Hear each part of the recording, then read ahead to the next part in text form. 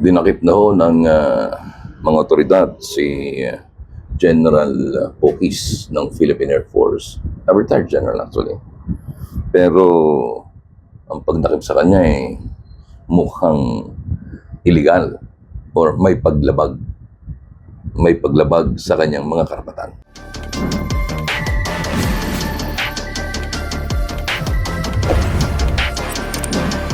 Dagundong, dagundong, dagundong, dagundong, dagundong.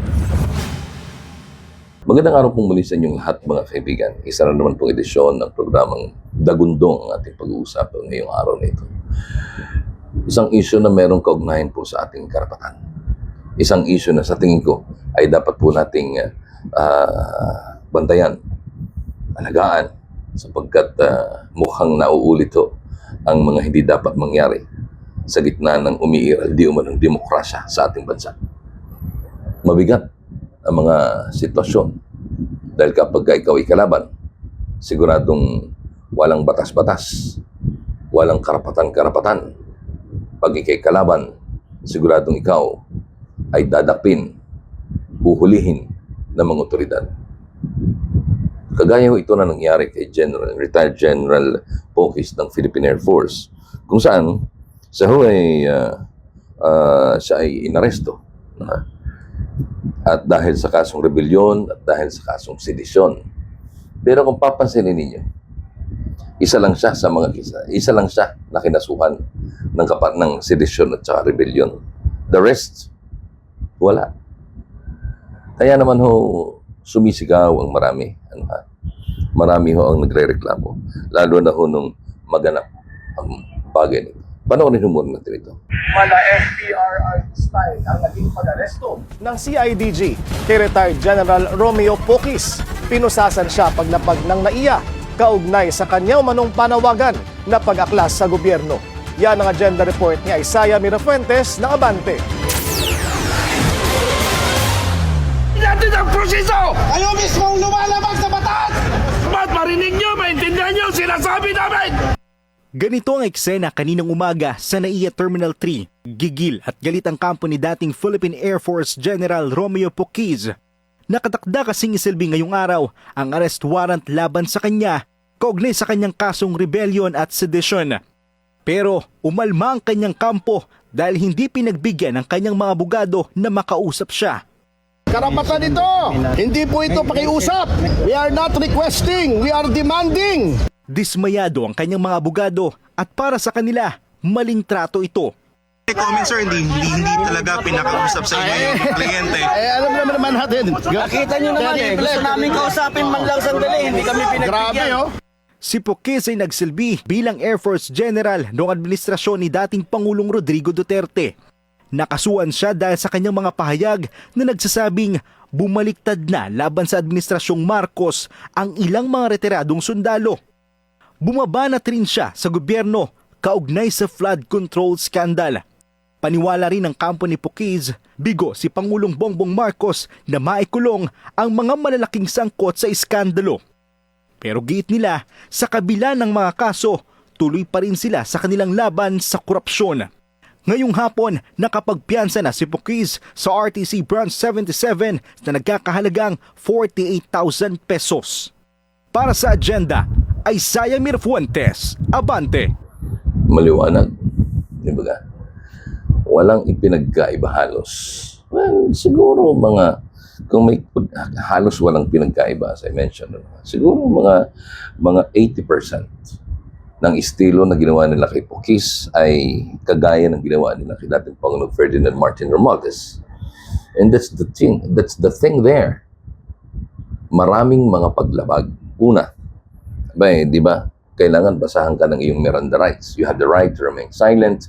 Anything you say can be and may be used against you in the court of law. Di ba? Tapos, andyan din you have the right to an attorney. If you have one, if you don't have one, the government shall provide you one. You have the right to a phone call. Yan. Ay hindi siya binigyan ng pagkakataon sa mga bagay na ito. At isinakay sa nakita ninyong sasakyang kulay pula at diretsong binyahe sa Camp Crame nang hindi man lang nakakausap ang kanyang abogado. Oo. Nakapagpiyansa siya nung kinahaponan. Pero, ang tanong is, dumaan ba siya sa tamang proseso? Hindi. Dahil ito ay nagpapakita na walang proseso at sistemang sinusunod ang bangag na administrasyon. Kapag ka ikaw ay kalaban ka. Kaya, hindi mo masisisi na magsalita si General Pokis ng mga bagay na totoo naman. Pakinggan nyo ito. Yung pag-aresto, naintindihan ko yon dahil trabaho ng CIDG yun. Ano? Ang hindi natin maintindihan at kinakababahalan natin ay bakit yung mga taong nagpapahayag ng mga damdamin, nagpoprotesta dahil dito sa mga matinding korupsyon na ito ay kinakasuhan, pinuhuli, inaarestong tulad ko. Dapat ang kinakasuhan, inaaresto yung mga taong nagnakaw ng bilyon-bilyon, yung mga nagkumuha ng pera na instead sana sa mga flood control para mawala ang baha. Ayun ang inaasam na inaantay natin na makulong, mapanagot, pero wala. Mabait pa yan si Sir Pokis, si General Pokis. Pero ito isang malinaw na pagpapakita ng paniniil ng administrasyon sa kanyang mga kalaban. Di ba? Yung mga sinasabi niya na mga kinasuhan, yung mga magnanakaw, mga congressman, kung ano pa, wala na tayong aasahan dyan. Sapagkat nasabi ko sa inyo, hindi na makukulong ang mga congressman at ang mga senador na yan. Sapagkat lahat yan ay may kapalit para sa kanilang kalayaan. Ano ba yun? Gagamitin sila para maghain at idiin si Sara Duterte sa isang impeachment case na isasampa nila ulit ngayong February 7. Sapagkat barred from filing impeachment case ang nakaraan, kaya na-dismiss.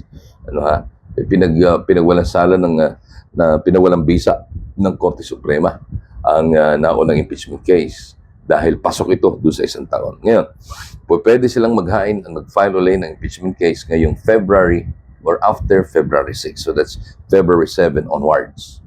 Diba? And 1 year, up to 1 year before election. Yan.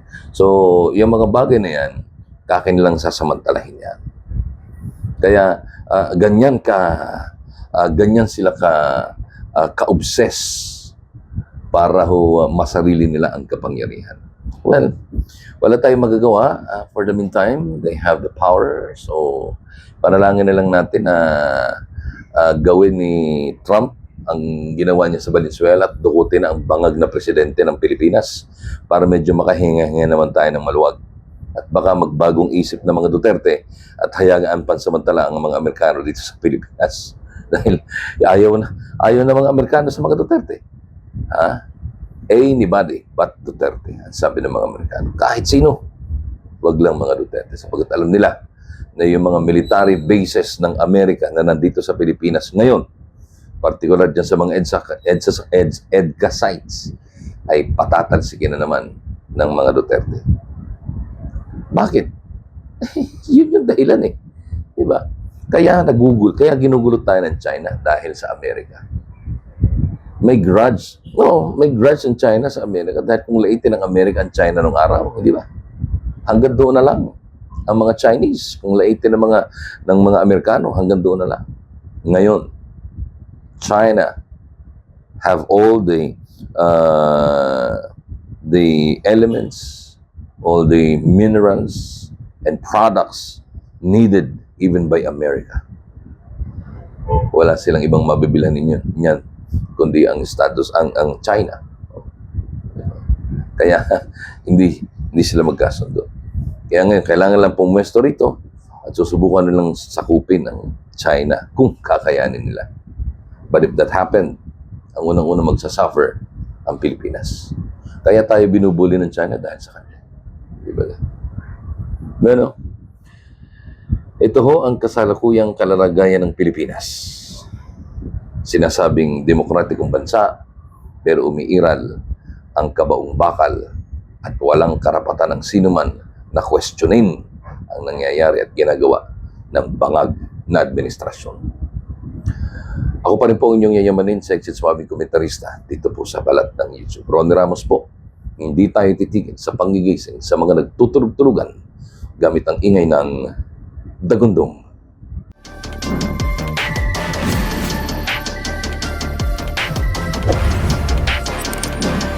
Dagundong, dagundong, dagundong, dagundong, dagundong.